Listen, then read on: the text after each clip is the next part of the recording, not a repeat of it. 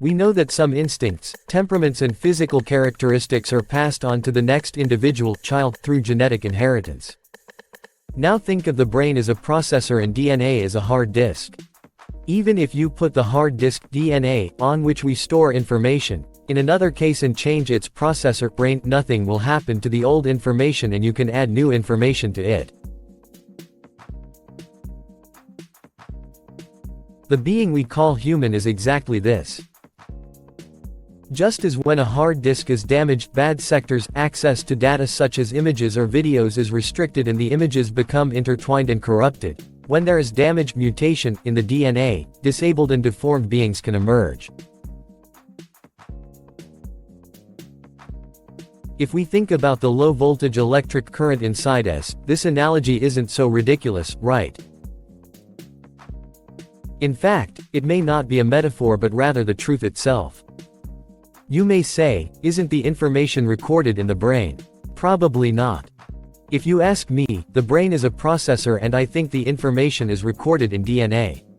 The information necessary for standard life is available in a DNA in which we can use 20 of the 64 codons. These are eating, drinking, working and reproducing. Even if we were born on a deserted island, this information would be enough for us. If this information were recorded in the brain, it would be our brains, not our genes, that would be carried by sperm. Longer life, being stronger and more intelligent, etc. depend on the removal of stop codons in DNA and opening them all up. It was recently written that a child with 24 codons open was immune to AIDS and other diseases. Anyway, I won't go into detail as I have explained these in my other videos. What about instincts? They also form over time and are processed into our DNA through our sensory organs. Thanks to the ability to speak, people were able to interact more and have more instincts, which they recorded in their DNA and passed on to future generations. That's why we have thousands of questions in our minds and our minds are confused. In animals, these instincts are a little less. Because they do not have the ability to speak, their communication and interaction are weaker. In plants, it is almost non-existent because they do not have sensory organs like us and/or animals. Millennia of knowledge are recorded within us. We can and do experience the same things that the person whose genes we carry experiences in their life.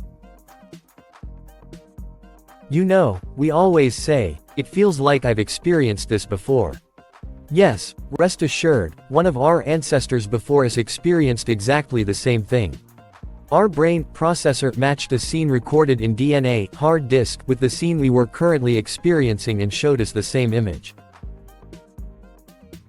So can we develop this and use it to find out who we are? It is difficult but not impossible. It is imperative that you cross the threshold of consciousness and do research.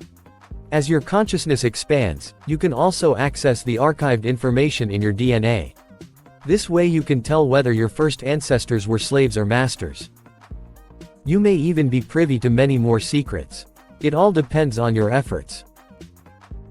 For example, my ancestors were slaves and questioners. Maybe I am the grandchild of the devil who rebelled against the exploitation system. Smiley face, because there is an endless feeling of freedom and questioning inside me and this pushes me to constantly struggle.